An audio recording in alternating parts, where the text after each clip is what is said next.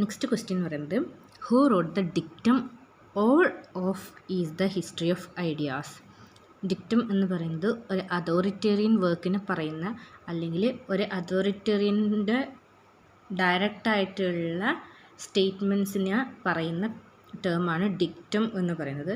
Court സ്റ്റേറ്റ്മെൻറ്റ്സിനൊക്കെ കോർട്ടിൻ്റെ dictum എന്നൊക്കെ പറയും. അതാണ് ഡിക്റ്റം എന്ന് പറയുന്ന വേർഡിൻ്റെ അർത്ഥം.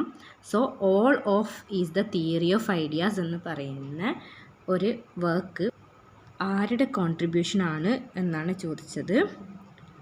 ആ ക്വസ്റ്റ്യൻ്റെ ഉത്തരം ആജി കോളിംഗ്വുഡ് എന്നാണ്.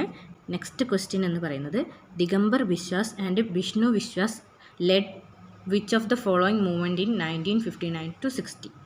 1950 മുതൽ 1960 വരെയുള്ള കാലഘട്ടത്തിലുണ്ടായിരുന്ന ഒരു ഫേമസ് മൂവ്മെൻറ്റ്, അത് ഇന്ത്യയിലെ ബ്രിട്ടീഷ് ഭരണകാലത്തിലുണ്ടായിരുന്ന റെബല്യൻ ടൈപ്പ് മൂവ്മെൻറ്റാണ്. അത് ഏതാണ് എന്നാണ് ചോദ്യം. ഉത്തരം ഇൻഡിഗോ റിവോൾട്ട് എന്നാണ്. നമുക്കിതിൻ്റെ ആൻസറും അഡീഷണൽ ഇൻഫർമേഷനും ഇവിടെ ഇപ്പോൾ കാണാൻ പറ്റും. All of is the history of ideas എഴുതിയത് ആർജി കോളിംഗ്വുഡ് ആണ്.